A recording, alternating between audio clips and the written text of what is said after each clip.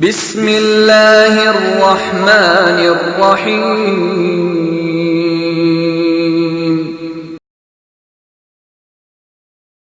من يهده الله فلا مضل له ومن يضلل فلا هادي له ونشهد أن لا إله إلا الله وحده لا شريك له ونشهد أن محمدا عبده ورسوله أرسله بالحق بشيرا ونذيرا وداعيا إلى الله بإذنه وسراجا منيرا اللهم صل على محمد وعلى آل محمد كما صليت على إبراهيم وعلى آل إبراهيم إنك حميد مجيد اللهم بارك على محمد وعلى آل محمد كما باركت على إبراهيم وعلى آل إبراهيم إنك حميد مجيد أما بعد فإن خير الحديث كتاب الله وخير الهدي هدي محمد صلى الله عليه وسلم وشر الأمور محدثاتها وكل محدثة بدعة وكل بدعة ضلالة وكل ضلالة في النار رب اشرح لي صدري ويسر لي أمري واحلل عقدة من لساني يفقهوا قولي أعوذ بالله السميع العليم من الشيطان الرجيم بسم الله الرحمن الرحيم رجال لا تلهيهم تجارة ولا بيع عن ذكر الله وإقام الصلاة وإيتاء الزكاة يخافون يوما تتقلب فيه القلوب والأبصار ليجزيهم الله أحسن ما عملوا ويزيدهم من فضله والله يرزق من يشاء بغير حساب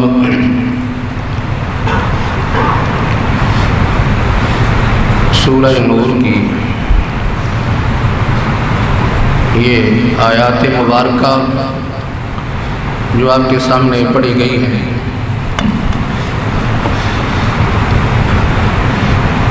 اللہ رب العزت نے ان میں اپنے ان بندوں کا تذکرہ فرمایا ہے جو اللہ کے گھروں کو، مسجدوں کو عبادت سے، اللہ کے ذکر سے آباد کرنے والے،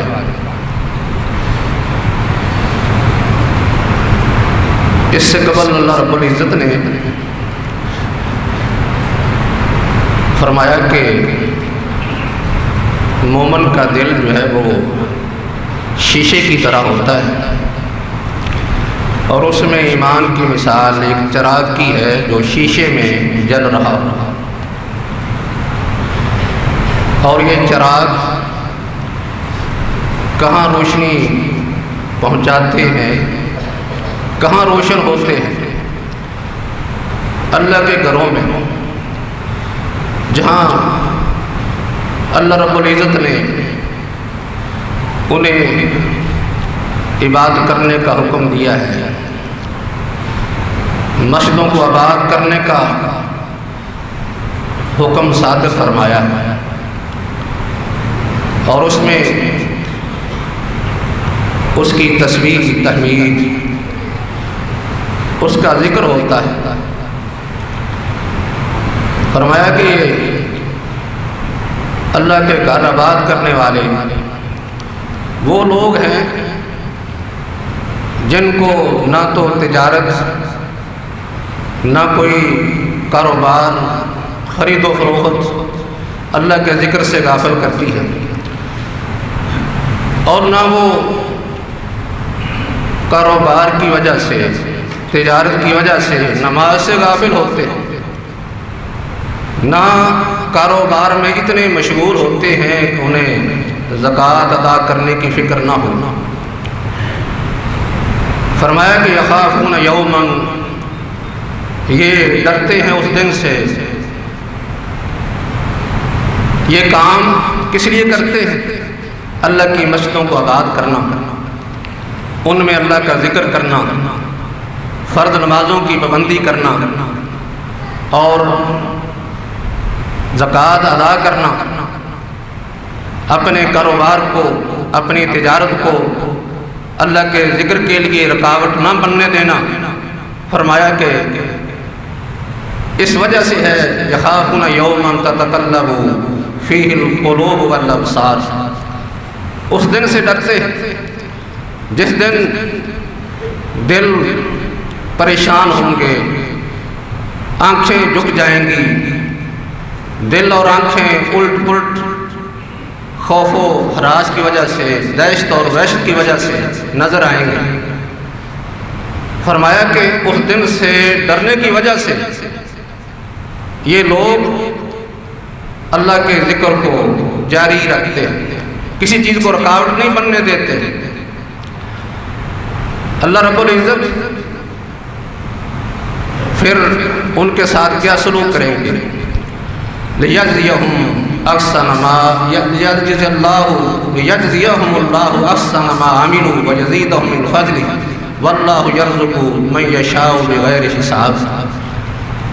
اللہ فرماتے ہیں کہ یہ کام اس لیے کرتے ہیں کہ آخر سے ڈر رہے ہیں، اللہ سے امید ہے کہ اللہ ان کے اعمال کا ان کو بہترین بدلہ دے گا۔ اعمال تھوڑے ہوں گے لیکن اس کا اجر و ثواب زیادہ ہوگا، بلکہ اعمال کے علاوہ بھی اللہ انہیں جو چاہے گا عطا کر دے گا۔ وَيَزِيدَهُم مِّن فَضْلِهِ، اللہ کا فضل بڑا وسیع ہے، جس کو چاہے بغیر عمل کے بھی دے دے۔ وَاللَّهُ يَرْزُقُ مَن يَشَاءُ بِغَيْرِ حساب، اور اللہ رب العزت ایسے لوگوں میں سے جن کو ان کا کاروبار، تجارت، نماز سے، زکوٰۃ ادا کرنے سے، اللہ کے ذکر سے غافل نہیں کرتے، ان میں سے ایسے لوگ بھی ہوں گے جن کو بغیر حساب کے اللہ رب العزت جنت میں داخل فرما دے گا، بغیر حساب کتاب کے چلے جائیں گے۔ اس سے معلوم یہ ہوتا ہے کہ ایک مسلمان جو آخر سے ڈرنے والا ہے، اللہ رب العزت سے اپنے اعمال کے ثواب کی امید رکھتا ہے، بلکہ اس پر مزید یہ کہ اللہ کے فضل کا امیدوار بھی ہے کہ مجھے صرف اپنے اعمال کا بدلہ نہیں بلکہ اللہ رب العزت مجھے اس سے اور زیادہ عطا فرمائیں گے۔ ان اعمال کی وجہ سے، نیکیوں کی وجہ سے مجھے بغیر حساب کتاب کے جنت میں بھی داخل کر سکتے ہیں۔ اللہ کے لیے کوئی مشکل نہیں ہے۔ اللہ نے اس امت میں سے بہت سے لوگوں کو بغیر حساب کتاب کے جنت میں داخل کرنا ہے۔ تمام کے لیے تو یہ کوئی گارنٹی نہیں دی، لیکن کچھ کے لیے ضرور ہے۔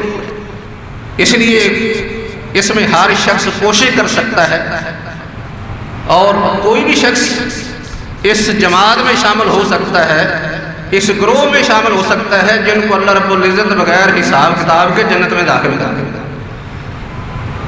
لیکن شرط کیا لگائی ہے کہ یہ ایسے لوگ ہیں جن کو ان کے کاروبار، تجارت اللہ کے ذکر سے غافل نہیں کرتے، اللہ کی عبادت سے، فرائض سے وہ غافل نہیں ہوتے۔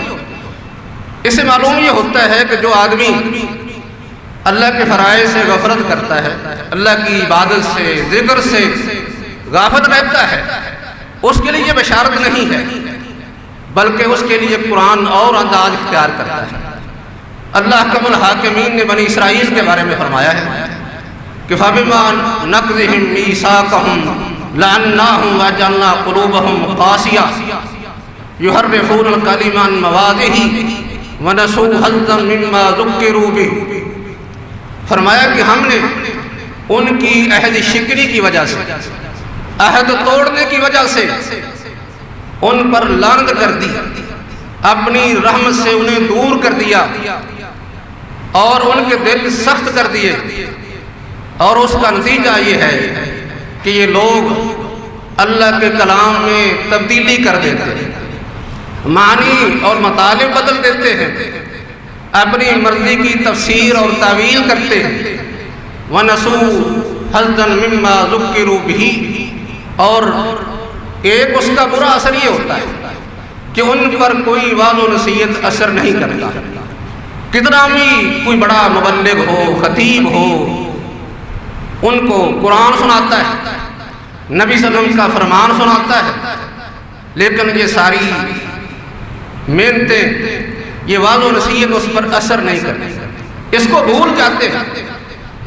یہ سزا انہیں کیوں ملتی ہے کہ ان کو اور اللہ نے لعنت کر دیا، اپنی رحمت سے دور کر دیا. اس کا دنیا کے اندر یہ نتیجہ نکلا کہ اللہ نے ان کے دلوں کو سخت کر دیا. جب دل سخت ہو گئے تو پھر انہوں نے قرآن کو، اللہ کے کلام کو سنا تو اس پر عمل کرنے کی بجائے، اس کو ماننے کی بجائے اس کا انکار کر دیا، یا پھر اس کے اندر تبدیلی کر کے اپنی مرضی کا مطلب نکال لیا تاکہ عمل کرنے سے جان چھوٹ جائے. اور اس لعنت کا یہ بھی اثر ہوتا ہے کہ انسان پر وعظ و نصیحت اثر نہیں کرتا، بے فائدہ ہو جاتا ہے، کسی بات کو قبول نہیں کرتا. تو یہ کس بنیاد پر؟ اس لیے کہ انہوں نے عہد شکنی کی. اللہ نے عہد کا ذکر کیا ہے کہ ان سے ایک معاہدہ کیا گیا تھا، ایک ایگریمنٹ تھا جس کی انہوں نے پاسداری نہیں کی. اس کا بیان اس سے پہلی آیات میں موجود ہے. لَإِنْ أَقَمْتُمُ الصَّلَاةَ وَآتَيْتُمُ الزَّكَاةَ وَآمَنْتُمْ بِرُسُلِي وَعَزَّرْتُمُوهُمْ وَأَقْرَضْتُمُ اللَّهَ قَرْضًا حَسَنًا. اللہ نے فرمایا کہ میں تم سے ایک معاہدہ کر رہا ہوں، وہ یہ ہے کہ تم اگر نماز قائم کرو گے، زکوٰۃ ادا کرو گے، اور میرے رسولوں پر ایمان لاؤ گے، ان کی مدد کرو گے، دین میں ان کے معاون بنو گے، اور لوگوں کو قرض حسنہ دو گے، تو پھر نتیجہ کیا ہے؟ میری طرف سے بشارت کیا ہے، اعلان کیا ہے؟ لَأُكَفِّرَنَّ عَنْكُمْ سَيِّئَاتِكُمْ وَلَأُدْخِلَنَّكُمْ جَنَّاتٍ تَجْرِي مِنْ تَحْتِهَا الْأَنْهَارُ. اس کا نتیجہ یہ ہوگا کہ میں تمہارے گناہ معاف کر دوں گا، تمہیں جنت میں داخل کروں گا. فرمایا کہ من کفر بعد ذلك منکم فقد ضل سواء السبیل. جس نے اس معاہدے کے بعد اللہ سے کفر کیا، ان باتوں کا انکار کر دیا، عمل نہ کیا، یہ آدمی اسی رستے سے بھٹک گیا. یہ معاہدے کی شکیں 4 چیزیں بیان کر دی. اللہ نے فرمایا فَبِمَا نَقْضِهِمْ مِيثَاقَهُمْ، لیکن انہوں نے کیا کیا کہ اس معاہدے کو توڑ دیا.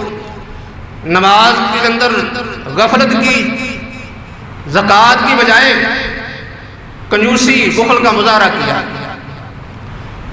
بلکہ یہ ہے کہ لوگوں کا ناجائز طریقے سے مال لوٹنے لگے، اور انبیاء پر ایمان لانے کے بجائے، ان کی مدد کرنے کے بجائے ان کو قتل کرنے لگے، ان کو اذیتیں پہنچائیں، اور قرض حسنہ دینے کی بجائے سود خور بن گئے، حرام خوری اختیار کر لی، لوگوں کے خون چوسنے لگے. یہ کام جب انہوں نے کیے، اللہ نے فرمایا کہ انہوں نے ہمارا معاہدہ توڑ دیا ہے. فَبِمَا نَقْضِهِمْ مِيثَاقَهُمْ لَعَنَّاهُمْ وَجَعَلْنَا قُلُوبَهُمْ قَاسِيَةً، کہ جب انہوں نے عہد شکنی کی تو ہم نے ان پر لعنت کر دی، اپنی رحمت سے انہیں دور کر دیا، اور انہیں سزا یہ دی کہ ان کے دل سخت کر دیے، جس کا نتیجہ یہ تھا کہ وہ اپنی مرضی کی اس کی تفسیر کرتے تھے، اور ان پر کوئی واضح اثر نہیں کرتا تھا. اس سے معلوم ہوتا ہے کہ جب کوئی شخص اللہ کے فرائض میں کوتاہی کرتا ہے، اللہ سے کیے ہوئے جو معاہدے ہیں ان کو توڑتا ہے، تو اسے دنیا میں یہ سزا ملتی ہے، اللہ کی رحمت سے دور ہو جاتا ہے، دل سخت ہو جاتا ہے، اور اپنی مرضی کی باتیں، دین کے بارے میں اپنی مرضی ٹھونستا ہے، اپنی پسند کی بات کرتا ہے، اور اپنی مرضی کی تفسیر کرتا ہے، اور اس پر کوئی واضح اثر نہیں کرتا. یہ اسے سزا ملتی ہے فرائض چھوڑنے کی وجہ سے.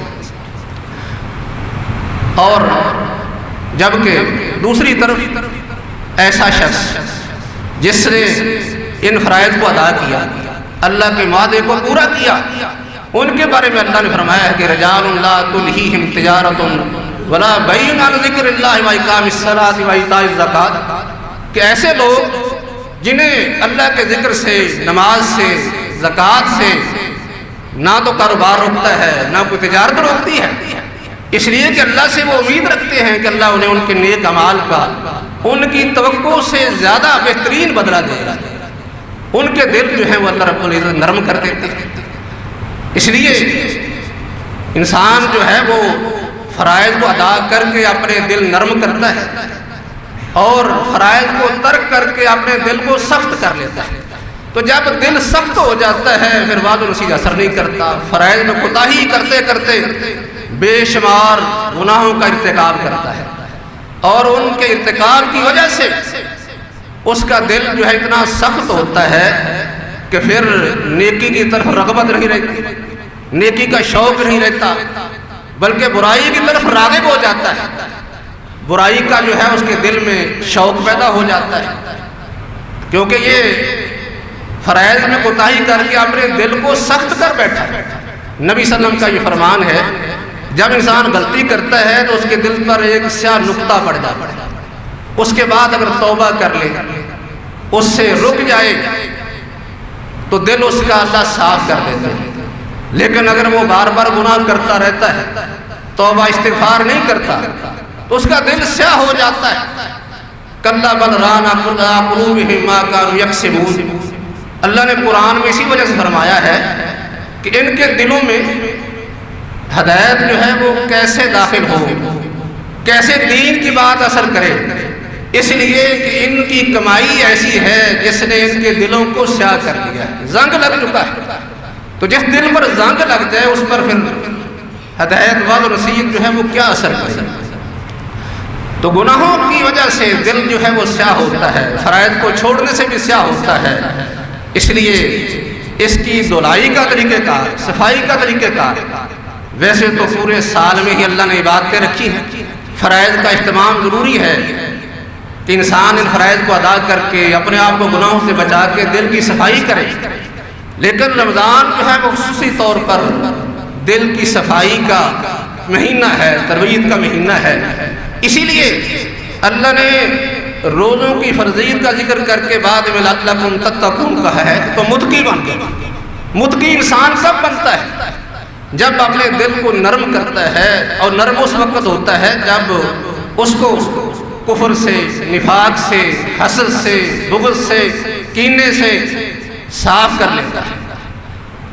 ہر قسم کی نجاستوں سے، گندگیوں سے جب پاک کرے گا دل خود نرم ہو جاتا ہے۔ جب دل نرم ہو جاتا ہے تو پھر اللہ رب العزت کے ہاں تھوڑا عمل بھی کرے تو ثواب اس کا زیادہ ملتا ہے، دل کے مطابق انسان کو ثواب ملتا ہے۔ حدیث پاک میں نبی صلی اللہ علیہ وسلم نے فرمایا کہ ایک شخص جو ہے وہ فرضی نماز ادا کرتا ہے تو اس کو نماز کا 10واں حصہ ثواب ملتا ہے، کسی کو 9واں حصہ، کسی کو 8واں، اور بعض کو نماز کا 7واں حصہ، اور بعض کو جو ہے وہ 6واں حصہ ثواب ملتا ہے۔ بعض لوگ ایسے ہیں کہ انہیں 4تھا، اور بعض کو 3را، اور بعض کو 2سرا، یعنی آدھا حصہ ملتا ہے۔ تو یہ سارے کا سارا جو فرق ہے ثواب میں، اس کی دل کی کیفیت کے مطابق ہوتا ہے۔ جتنا دل پاک اور صاف نرم ہے اتنا ہی اس کو ثواب زیادہ ملے گا، لیکن جتنا دل سخت ہے، اس کے اندر رقت نہیں، نرمی نہیں ہے، اس کے ثواب میں جو کمی آتی ہے۔ اور نبی صلی اللہ علیہ وسلم کا فرمان ہے کہ سب سے بہترین دل کون سا ہے؟ الیانوہا و ارقوہا۔ آپ نے فرمایا کہ یہ جو دل ہیں، دل جو ہیں یہ اللہ رب العزت کے اس زمین کے اوپر چراغ ہیں، اللہ کے یہ چراغ جلتے ہیں دل، اور فرمایا کہ ان میں سب سے بہترین دل وہ ہے جو سب سے زیادہ نرم ہوتا ہے۔ تو نرم دل جو ہے اس کے اندر ہدایت داخل ہوتی ہے، دل کے اندر نیکی کا شوق پیدا ہوتا ہے، برائی سے جو ہے وہ نفرت پیدا ہوتی ہے۔ انسان نماز ادا کرتا ہے، زکوٰۃ ادا کرتا ہے، اور اس کے علاوہ جو ہے وہ لوگوں کے ساتھ تعاون کرتا ہے. جیسے میں نے ابھی یہ آیت پڑھی تھی کہ اللہ نے بنی اسرائیل پر لعنت کی، ان کے دل سخت کر دیے. ان سے جو معاہدہ تھا اس میں نماز کا ذکر تھا، زکوٰۃ کا ذکر تھا، رسولوں پر ایمان لانے کا ذکر تھا، اور اس کے ساتھ قرض حسنہ دینے کا ذکر تھا. لیکن ان لوگوں کے دلوں کی یہ سختی اس لیے آئی کہ انہوں نے اس وعدے کو توڑ دیا. اس سے معلوم یہ ہوتا ہے کہ انسان کا دل سخت ہو جائے تو صرف یہ نہیں کہ وہ عبادت نہیں کرتا، نماز نہیں پڑھتا، زکوٰۃ نہیں دیتا، بلکہ یہ ہوتا ہے کہ دل کی سختی کی وجہ سے لوگوں پر بھی سختی کرتا ہے. دل سخت ہونے کی وجہ سے لوگوں پر ظلم کرتا ہے، ان پر زیادتی کرتا ہے، ان کا خون چوستا ہے، مال لوٹتا ہے. اسی وجہ سے اللہ نے فرمایا کہ انہوں نے معاہدہ توڑ کے لوگوں کو قرض حسنہ دینے کے بجائے ان کا خون چوسنا شروع کر دیا. اس لیے اللہ رب العزت نے ان کے دلوں کو سخت کر دیا ہے. نبی کریم صلی اللہ علیہ وآلہ وسلم نے اسی وجہ سے فرمایا کہ ایک شخص وہ جس کا دل نرم ہوتا ہے، فرمایا کہ جب وہ چیز بیچتا ہے یا خریدتا ہے نرمی پیدا کرتا ہے، اچھے طریقے سے کسی کو چیز دیتا ہے، کسی سے اچھے طریقے سے چیز لیتا ہے، کسی کو قرض ادا کرنا ہو اس میں طریقہ اس کا ادائیگی کا اچھا ہوتا ہے، کسی سے وصول کرنا ہو تو اس کا طریقہ بھی اچھا ہوتا ہے. فرمایا کہ ایسا شخص جو اپنے دل کی نرمی دکھائے، نرمی کے ساتھ معاملات کرے، دوسرے لوگوں پر جو ہے وہ شفقت کرے، ایسے شخص پر اللہ رب العزت کی رحمتیں نازل ہوتی ہیں. دوسری حدیث میں آپ نے یہ فرمایا کہ ایسے شخص کو اللہ پسند کرتے ہیں، محبت کرتے ہیں. اور تیسری حدیث میں یہ بشارت بھی ہے کہ ایسے شخص کو اللہ رب العزت جنت میں داخل فرمائے. اس سے یہ معلوم ہوتا ہے کہ دل کی سختی کا نتیجہ جیسے عبادت نہ کرنے کی صورت میں زہر ہوتا ہے، اس طرح برے کام انسان کرتا ہے. اسی طرح یہ بھی ہوتا ہے کہ لوگوں پر مالی لحاظ سے ظلم و ستم بھی کرتا ہے، ان کا خیال نہیں رکھتا، ان سے ہمدردی نہیں ہوتی. یہ اس کے دل سخت ہونے کی علامت ہوتی ہے. اور وہ لوگ جن کے دل سخت ہو جاتے ہیں ان کے اندر سختی جو ہے وہ ہر معاملے میں پیدا ہو جاتی ہے، اللہ کے ذکر کی طرف میں نہیں آتے، کاروبار میں مصروف ہیں، تجارت کر رہے ہیں، دکانداری کر رہے ہیں، پورا سال بھی ایسے گزر جاتا ہے، رمضان بھی گزر رہا ہے. اس لیے اللہ نے فرمایا کہ جو ایماندار ہوتے ہیں، جن کے دل نرم ہوتے ہیں، وہ تو نماز کی طرف دوڑتے ہیں، کاروبار تجارت ان کو نہیں روکتے، زکوٰۃ ادا کرتے ہیں، اللہ کے ذکر سے غافل نہیں ہوتے. لیکن ایسے لوگ جن کے دل سخت ہو جائیں، اذان ہو رہی ہو، جماعت ہو رہی ہو، عبادت کا وقت ہو، لیکن وہ اپنے کاروبار میں مصروف ہے، کاروبار چھوڑنے کے لیے تیار نہیں. ویسے کاروبار کرنا کوئی حرج نہیں، جائز ہے، انسان کی ضرورت ہے، کاروبار کر سکتا ہے. لیکن جب یہ کاروبار جو ہے وہ اللہ کے ذکر کے لیے رکاوٹ بن جاتا ہے، اس کی عبادت کے لیے رکاوٹ بن جاتا ہے، تو پھر اس کا مطلب یہ ہے کہ اس آدمی کا دل سخت ہو چکا ہے، سختی کی وجہ سے فرائض میں کوتاہی کر رہا ہے. اور دوسرا یہ ہے کہ پھر وہ مال کا اتنا حریص لالچی بنتا ہے کہ وہ بس پیسہ کمانے کے چکر میں رہتا ہے، 24 گھنٹے دن رات لگا ہوا ہے. لوگ عبادت کرتے ہیں، روزے رکھتے ہیں، جب عبادت کا وقت آتا ہے، خاص کر جو ہے وہ روزے جو ہیں خصوصی طور پر عبادت کے لیے اللہ تبارک و تعالیٰ نے مقرر فرمائے ہیں یہ مہینہ، تو ایسا شخص جس کا دل سخت ہے، بجائے اس کے کہ دوسروں کے لیے وہ ہمدردی خیر خواہی کا جذبہ رکھے.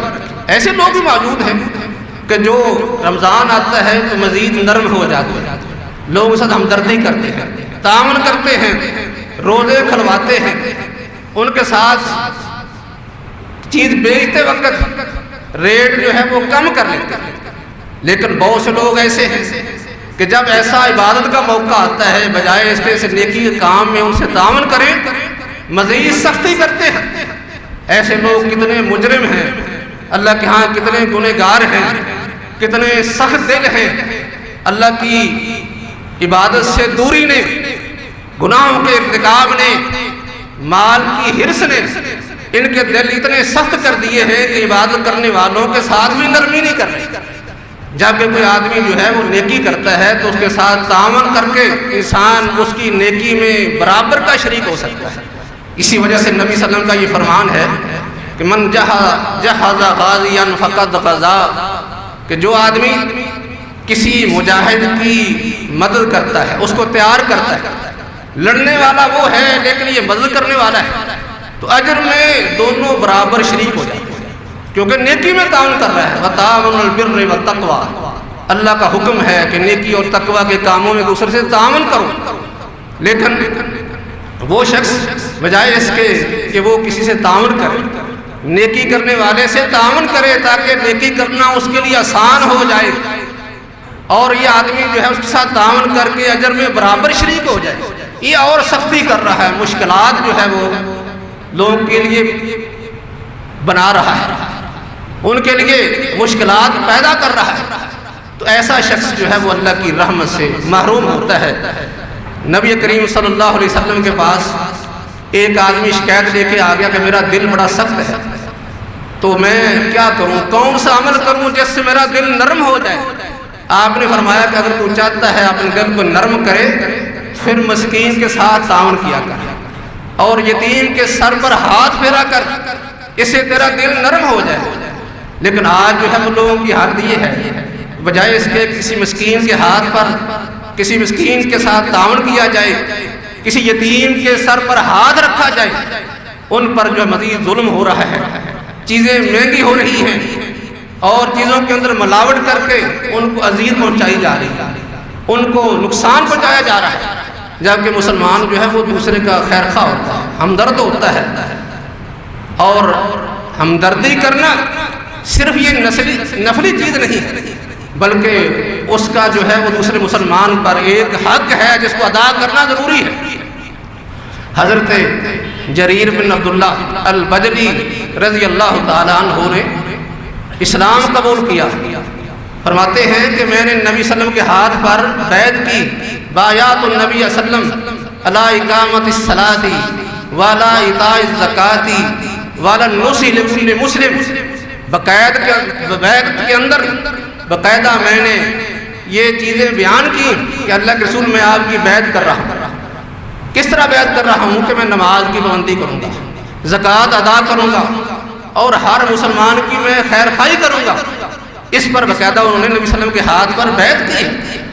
اس سے معلوم یہ ہوتا ہے کہ ایک مسلمان دوسرے کا ہمدرد اور خیر خواہ ہوتا ہے، اگر وہ خیر خواہی نہیں کرتا عام طور پر اس کو خیر خواہی کرنی چاہیے، لیکن خصوصی طور پر کوئی آدمی نیکی کا کام کر رہا ہے، نیکی کے کام میں اس کے ساتھ تعاون کرنا، نرمی کرنا، اس کے لیے آسانی پیدا کر دینا، اس طرح انسان اجر میں اس کے ساتھ برابر شریک ہو جاتا ہے۔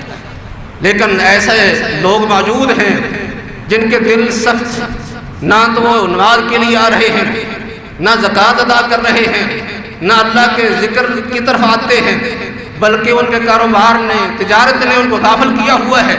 مزید ان کے دل اتنے سخت ہیں کہ لوگوں کے ساتھ، عبادت کرنے والوں کے ساتھ، خصوصی طور پر روزے داروں کے ساتھ یہ سختی کا رویہ اختیار کرتے ہیں۔ کھانے پینے والی چیزیں ان میں ملاوٹ کر کے بیچنا اور ریٹ جو ہے وہ زیادہ جو ہے لگا کر ان کو تکلیف پہنچانا، جبکہ نبی صلی اللہ علیہ وسلم نے اس کے بارے میں جو ہدایات فرمائی ان میں ایک حدیث میں نے آپ کو سنا دی کہ جو شخص لوگوں کے ساتھ نرمی کا سلوک کرتا ہے، بیچنے میں، خریدنے میں، لین دین میں، اللہ رب العزت نے اس کے لیے 3 بشارتیں کہ اللہ ان سے محبت کرتا ہے، انہیں جنت میں داخل فرمائے گا، اللہ کی اس پر رحمتیں نازل ہوتی ہے۔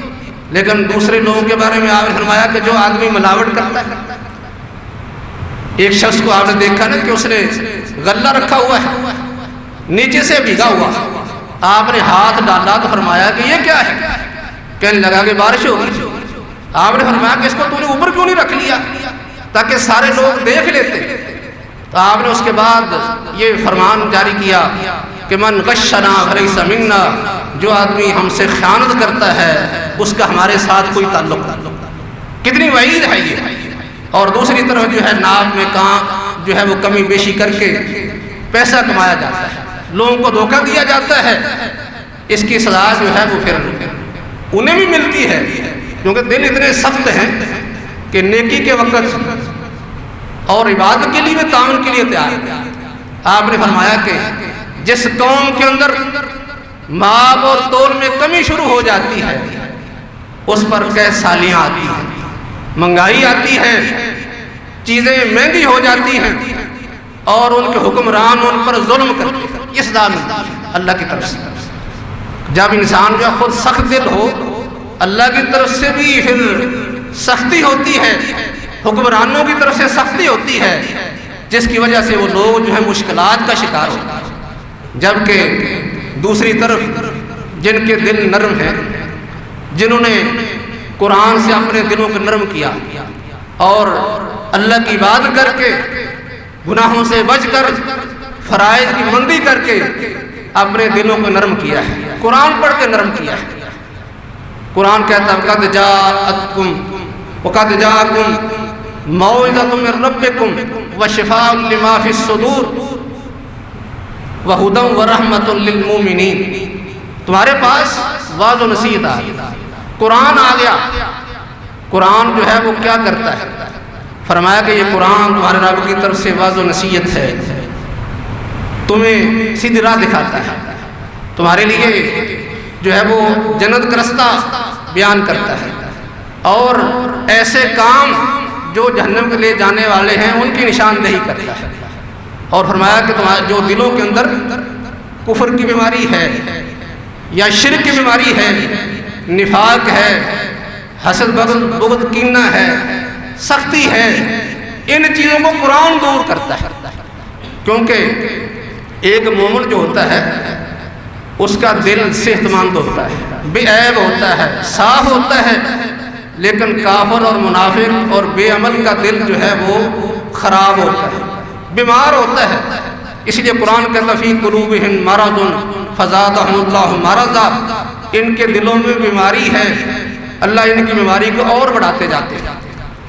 تو ایسا شخص کہ جس کا دل جو ہے وہ نرم ہو، اور وہ نرم کیسے ہوتا ہے اس کے لیے بشارتیں ہیں جس کا دل نرم ہو۔ اللہ نے اس میں فرمایا کہ یوم لا ینفع مال ولا بنون الا من اتى اللہ بقلب سلیم، قیامت کا دن ہوگا، نہ کسی کو اس کا مال کام آئے گا، نہ اس کی اولاد وہاں کام دے گی، مگر وہ شخص جو قلب سلیم لے کے آ گیا۔ قلب سلیم صحت مند دل ہے، بے عیب دل ہے، صاف دل ہے، نرم دل ہے۔ جو شخص ایسا دل لے کے آیا وہ تو کامیاب ہے، لیکن اس وقت اس کے علاوہ جس کا دل صاف نہیں، مال، اس کی اولاد، دنیا کی مال و دولت، دنیا کا اقتدار، کوئی چیز کام نہیں آئے گی۔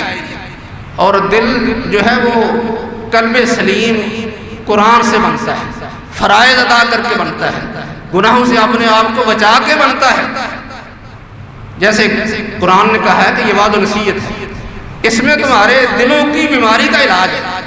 دل کے اندر جو بھی بیماری ہے اس کا علاج قرآن کرتا ہے۔ قرآن کیسے کرتا ہے؟ قرآن پڑھنے سے علاج ہوتا ہے، تلاوت کرنے سے، سمجھنے سے، عمل کرنے سے تمہارے دلوں کا علاج ہے۔ فرمایا کہ یہ اللہ نے سب کے لیے بتایا، اے لوگوں، یا ایھا الناس کہا ہے کہ اے لوگوں تمہارے پاس وعظ و نصیحت آئی، تمہارے دلوں کو یہ صاف کر دے گی، تمہارے لیے یہ ہدایت ہے۔ اور بعد میں فرمایا کہ وَہُدًى وَرَحْمَةٌ لِّلْمُؤْمِنِينَ، فرمایا کہ یہ خاص کر ہدایت بنتا ہے، رحمت بنتا ہے ایمانداروں کی۔ اس لیے کیونکہ وعظ و نصیحت تو سب کے لیے ہے، ہدایت بھی سب کے لیے ہے، لیکن صحیح طرح ہدایت وہی لوگ پاتے ہیں جو اس پر ایمان لے آتے ہیں، اس کو قبول کرتے ہیں، اس کو سمجھتے ہیں، اس پر عمل کرتے ہیں۔ اس طریقے سے جو ہے وہ دلوں کی صفائی ہوتی ہے۔ اس لیے اللہ نے فرمایا کہ جو قلب سلیم لے کے آ جائے گا اللہ کے ہاں وہ شخص کامیاب ہے۔ اور حدیث میں نبی اکرم صلی اللہ علیہ وآلہ وسلم نے جو نرم دل ہیں، اللہ کی باتوں کو سن کر، قرآن کو سن کر اور وعظ و نصیحت کو سن کر ڈرتے ہیں، ان میں رغبت طاری ہو جاتی ہے، ایسے دلوں کی تعریف کی ہے۔ اور ایسے لوگ جن کے اندر یہ دل ہیں انہیں حقیقت میں ایماندار کہا ہے۔ انما المؤمنون، فرمایا کہ مومن وہ ہیں اذا ذکر اللہ وجلت قلوبہم وَإِذَا تُلِيَتْ عَلَيْهِمْ آيَاتُهُ زَادَتْهُمْ ایمانا، کہ حقیقی مومن وہ ہیں جب اللہ کا ذکر ہوتا ہے، اللہ کا حکم سنایا جاتا ہے، اس کا کلام پڑھا جاتا ہے، اس کے احکامات سنائے جاتے ہیں کہ ان کے دل ڈر جاتے ہیں، اللہ کی آیات ان پر پڑھی جاتی ہیں تو وہ لوگ جو ہیں ایمان میں اضافہ کرتے ہیں۔ جب قرآن سنتے ہیں، وعظ نصیحت سنتے ہیں، اللہ کی آیات سنتے ہیں تو ان کے ایمان میں اضافہ ہو جاتا ہے۔ اس لیے دل کا نرم ہونا یہ اللہ کی رحمت ہے، خصوصی طور پر اللہ کا یہ فضل ہے کہ وہ کسی کے دل کو نرم کر دے، اس کے اندر نرمی پیدا ہو جائے، ورنہ دل جو ہے وہ ٹیڑھا ہو جاتا ہے۔ قرآن کہتا ہے فلما زاغوا ازاغ اللہ قلوبہم، جب لوگ ٹیڑھے ہو گئے، ان کے دل ٹیڑھے ہو گئے، انہوں نے ایمان کی بجائے کفر کو اختیار کر لیا اور صحیح ایمان کی بجائے نفاق کو اختیار کر لیا، خیر کی بجائے انہوں نے برائی کو اختیار کر لیا، حق کی بجائے باطل کو اختیار کر لیا۔ اللہ فرماتے ہیں کہ ہم ان کے دل پھر ٹیڑھے کر دیتے ہیں۔ فلما زاغوا ازاغ اللہ قلوبہم واللہ لا یہدی القوم الفاسقین، پھر فاسق قوم کو ہدایت نہیں ملتی۔ جس کا دل سخت ہو جائے، ٹیڑھا ہو جائے تو ایسے شخص کو پھر ہدایت نہیں ملتی، جبکہ دوسری طرف جو نرم دل ہیں، جنہوں نے نبی صلی اللہ علیہ وسلم کے ہاتھ پر بیعت اس لیے کی کہ ہم ہر مسلمان کی جو ہے وہ ہمدردی خیر خواہی کریں گے، نماز بھی پڑھیں گے، زکوٰۃ بھی ادا کریں گے اور ہر مسلمان کی خیر خواہی کریں گے، کیونکہ یہ دل کی نرمی کی علامت ہے کہ جیسے انسان اللہ کے بارے میں نرم ہو، عبادات کرتا ہے، لوگوں کے بارے میں بھی نرم ہوتا ہے، لوگوں سے خیر خواہی ہمدردی کرتا ہے۔ حضرت جریر بن عبداللہ رضی اللہ تعالیٰ عنہ کی حدیث کہ انہوں نے کہا کہ میں نے نبی صلی اللہ علیہ وسلم کے ہاتھ پر بیعت کی کہ میں نماز پابندی کروں گا، زکوٰۃ ادا کروں گا، ہر مسلمان کی خیر خواہی کروں گا۔ خیر خواہی کیسے کی؟ ایک چھوٹا سا ان کا واقعہ ہے کہ کس طرح جو ہے اللہ نے ان کے دلوں کو نرم کر دیا، جس کی وجہ سے اللہ کی رحمت کے حقدار ٹھہرے، اللہ نے اپنی رضامندی کو ان کے لیے اعلان کر دیا۔ یہی حضرت جریر بن عبداللہ رضی اللہ تعالیٰ عنہ اپنے غلام کو گھوڑا خریدنے کے لیے بھیجتے ہیں۔ غلام گھوڑا خرید کر لے آتا ہے اور اس کی قیمت جو ہے وہ صرف 300 ہے، 300 درہم میں گھوڑا خرید کے لے آتا ہے۔ حضرت جریر اس گھوڑے کو دیکھتے ہیں، کہتے ہیں کہ یہ گھوڑا بھائی بہت مہنگا ہے، 300 کا کیسے تجھے مل گیا؟ وہ شخص بیچارہ مجبور تھا۔ آج کل لوگ مجبوری سے فائدہ اٹھاتے ہیں، مجبوری سے فائدہ اٹھاتے ہیں کہ یہ شخص مجبور ہے، چیز اس لیے خریدنی ہے، کسی اور جگہ سے نہیں ملے گی، یا یہ وقت ایسا ہے کسی اور جگہ جا نہیں سکتا، خوب اس کو لوٹنا چاہیے۔ لیکن جریر بن عبداللہ رضی اللہ تعالیٰ عنہ اس گھوڑے کے مالک کے پاس جاتے ہیں، جا کہتے ہیں کہ گھوڑا تو نے کیسے 300 میں بیچ دیا ہے، یہ تو زیادہ قیمتی ہے۔ وہ آدمی بیچارہ مجبور تھا، کہنے لگا مجبوری ہے میں نے بیچ دیا ہے۔ کہنے لگے کہ نہیں، اس نے کہا کہ یعنی اس نے زیادہ مطالبہ نہیں کیا، صرف مجبوری اپنی ظاہر کر دی، بتا دی۔ حضرت جریر رضی اللہ تعالیٰ عنہ نے جب اس گھوڑے کو دیکھا کہا کہ یہ گھوڑا تو بہت قیمتی ہے، 300 کی بجائے 800 درہم اسے ادا کر۔ کہا کہ تیرا گھوڑا 800 کو تھا، تو نے مجبور ہو کے ہمیں 300 کا دے دیا، تو ہم تو بڑے ظالم ہوں گے، تیری 800 کی چیز جو ہے وہ 300 میں خرید لیں۔ یعنی یہ ایسے لوگوں کا عمل ہے جن کے دل اللہ رب العزت نے نرم کر دی ہے۔ اللہ رب العزت سے دعا ہے کہ ہمیں بھی ایسی شخصیات کے نقش قدم پر چلنے کی توفیق عطا فرمائے۔ وما علینا الا البلاغ۔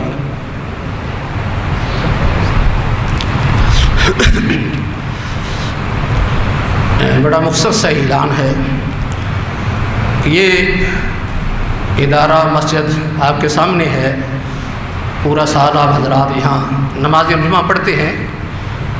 عام طور پر یہاں ہم ضرور کے تحت ہی اعلان کرتے ہیں، خصوصی طور پر رمضان میں، کیونکہ کسی بھی ادارے کے مسجد کے اخراجات بہت زیادہ ہوتے ہیں۔